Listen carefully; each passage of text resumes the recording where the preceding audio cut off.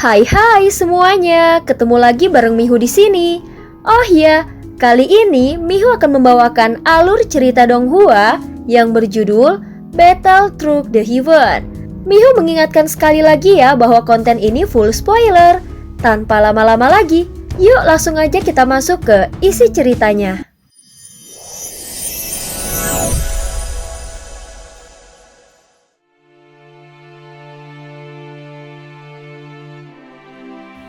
Melanjutkan dari kisah sebelumnya. Sebelumnya Xiaoyan telah meminta informasi tentang Yunzi yang menjadi murid Mei Ling. Namun setelah Ratu mengonfirmasi dengan Mei Ling, Xiaoyan menemukan fakta mengejutkan bahwa Mei Ling tidak memiliki murid bernama Yunzi. Tatapan Xiaoyan sedikit mendingin. Yunzi adalah murid Mei Ling, bagaimana mungkin dia tidak pernah mengetahui informasi tentangnya? Xiaoyan langsung tertegun saat mendengarnya. Xiaoyan merasa Ratu seharusnya tahu tentang Yunyun. Namun sekarang dia mengatakan tidak mengenalnya.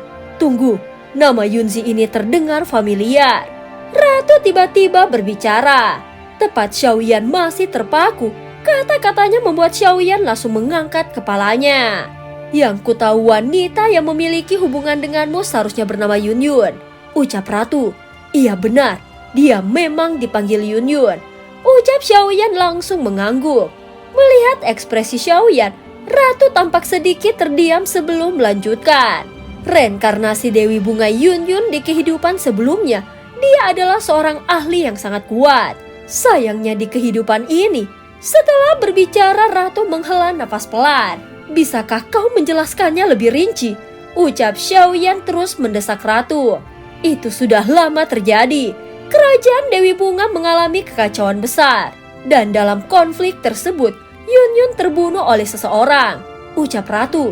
Siapa yang membunuhnya? Ucap Xiaoyan dengan tatapan yang dingin. Seseorang dari istana Tianren. Jawab Ratu dengan singkat. Mendengar ini Xiaoyan terkejut.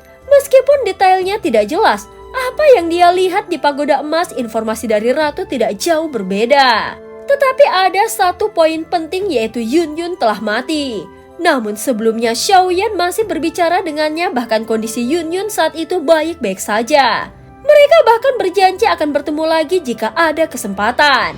Mengapa sekarang di tempat ini Mei Ling bersikeras bahwa Yunyun tidak pernah ada? Dan Ratu mengatakan bahwa Yunyun telah lama meninggal dunia. Tanpa ragu, Xiaoyan segera kembali menutup matanya lalu memasuki kembali ke lantai 15 pagoda emas. Zanlao, apa yang sebenarnya terjadi? Mengapa Yunyun tiba-tiba menghilang di dunia nyata? Bukankah dia masih hidup sebelum aku masuk ke sini? Segera Zanlao menjawabnya dengan suara berat. Apapun yang terjadi, kau akan tetap membuat pilihan yang sama. Kau bisa menggunakan kristal surgawi untuk kembali ke saat Yunyun terbunuh dan mengubah nasibnya. Tetapi ingat, menggunakan kristal surgawi adalah tindakan yang menantang takdir. Setiap pilihan memiliki konsekuensi sebab akibat yang harus kau tanggung. Xiaoyan terdiam sejenak lalu mengangguk dengan mantap. Jadi apakah karena aku menyaksikan kejadian ini atau karena aku mencapai lantai 15? Aku pasti akan memilih untuk menyelamatkan Yunyun dengan kristal surgawi. Dia menatap benda yang mengambang di hadapannya. Tak pernah terfikir olehnya bahwa kristal surgawi memiliki kemampuan seperti itu. Namun Zanlao langsung menghilang, seolah tidak akan memberi petunjuk atau ikut campur tangan. Xiaoyan segera menarik nafas dalam-dalam. Memang tidak peduli apa yang terjadi, dia tetap akan memilih menyelamatkan Yunyun. Dengan tekad bulat, dia mengaktifkan kristal surgawi. Cahaya darinya menyebar sebelum perlahan menghilang. Kau harus menghindari sebab akibat sebisa mungkin. Sembunyikan identitasmu. Jangan sampai ketahuan, terutama oleh dirimu sendiri di masa lalu. Xiaoyan langsung mengangguk. Namun dia sadar bahwa gayanya terlalu mencolok, terutama jubah hitam khasnya yang sudah dia kenakan selama ribuan tahun. Jika ingin menyamar, dia harus mengubah penampilannya. Dengan cepat Xiaoyan mengganti jubah hitamnya menjadi jubah putih. Perjalanan waktu pun dimulai, membawanya kembali ke saat Yunyun berada di medan pertempuran.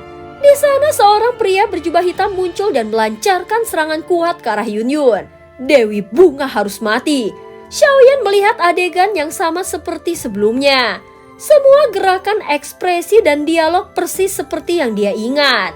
Pria berjubah hitam mengangkat tangannya melepaskan serangan mematikan ke arah Yunyun. Di masa lalu, Yunyun mati karena serangan ini. Tunggu! Tiba-tiba suara dentuman keras terdengar, api menyala dari kejauhan lalu melesat seperti gelombang yang mekar di langit. Api itu melahap angin hitam yang menyerang dan menghancurkannya. Dalam sekejap, Xiaoyan dengan jubah putih dan wajah tertutup topeng berdiri di hadapan mereka. Siapa kau? Pria yang berjubah hitam terkejut melihat kemunculan Xiaoyan yang tiba-tiba. Aku bisa menjadi pembunuhmu atau penyelamatnya. Xiaoyan sengaja mengubah suaranya agar tidak dikenali. Jadi kau datang untuk membunuh atau menyelamatkan? Pria itu mulai merasa terintimidasi dengan kekuatan Xiaoyan. Aku menyarankan kau tetap memilih membunuh. Ucap pria berjubah hitam itu melanjutkan kata-katanya. Menyelamatkannya hanya akan membawa banyak masalah kepadamu. Mendengar kata-katanya, Xiaoyan langsung menyeringai. Sayangnya aku memang suka masalah. Kalau begitu, kau juga harus mati. Pria berjubah hitam melancarkan serangan melepaskan badai kegelapan yang tajam bagaikan pisau. Namun Xiaoyan hanya mengangkat satu tangannya.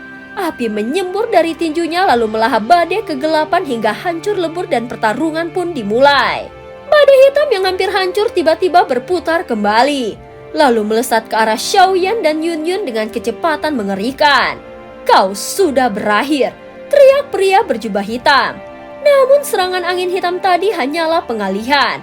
Serangan sesungguhnya baru akan dilepaskannya. Sayangnya bagi Xiaoyan tidak peduli trik apa yang digunakan musuh. Semuanya hanya tipu daya yang tidak berarti. Kau yang sebenarnya telah berakhir, jawab Xiaoyan dengan dingin. Api membara menyembur dari tubuhnya menghancurkan semua badai hitam yang mendekat. Tetapi Xiaoyan ingat peringatan Zanlao untuk tidak membuat perubahan yang tidak perlu dalam peristiwa itu. Pria berjubah hitam itu berasal dari istana Tianren.